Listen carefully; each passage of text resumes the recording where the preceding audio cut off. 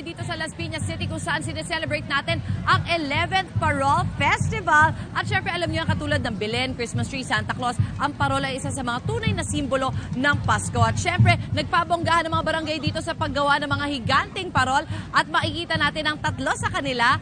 Alright, unang-una ating parol number 1. Made of recycled material, syempre mga parol na ginawa nila. At ito ay gawa sa mga CDs, magazines at dyaryo. Walking down the runway is parol number 1. Made of different magazines and newspapers, yes, and CDs. Parol number 2, gawa sa recycled straw at bote naman. Isa-isa po nilang ginawa yung bawat bulaklak, tapos pinagsama-sama nila para gawin yung napakalaking parol nila. At syempre, ating parol number 3 ay gawa naman sa seashells.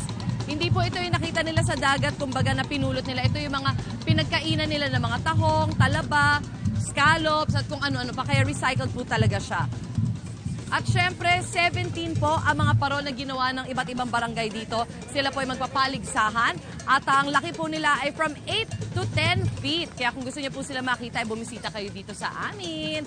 Samantalang syempre kapag merong sayawan at pag-e-enjoy, dapat meron din chibugan, gugutumin kayo niyan. At hindi mawawala syempre sa pag-celebrate natin Pasko ang mga classic na puto bumbong at bibingka. At alam niyo naman, syempre all year round, meron tayo ng ating usual na puto at meron din tayong kutsinta. Oh, di ba? Nasaan ba si Arn? Kanina ko pa Teka, malapit ako sa pagkain malamang. Arn! Ay, Susi, nako! Tamang-tamang dating mo. Ito na ang puto bumbong na paborito mo pag simbang gabi. May kasamang bibingka. At meron pa silang bago. Ano yan? Rellenong labong. Alam, oo nga, narinig ko sikat yan dito sa Las Piñas at mga kausap natin tungkol dyan ay si Polda Abayon. Siya po ang gumagawa ng rellenong labong. Good morning! Good morning po. Ayan, Yes, at paano ba ginagawa ito? Ano po, sa tahong tsaka labong. Tsaka tokwa. Tokwa po. Ano po sa tokwa yung labong na sinangkot siya. Sinangkot siya. Tapos dini-deep fry naman Dini-deep fried siya. na po siya. Pag na-deep fried po, yan, okay na po. Ayun. Sauce na po, Sarap Sarap naman. Naku naman, kakaiba talaga. Very unique. At syempre, hindi mawawala ang mga tagagawa ng parol dahil yan po ang sineselebrate natin ngayon. Magbabalik po ako ng hirit. Dyan lang po kayo.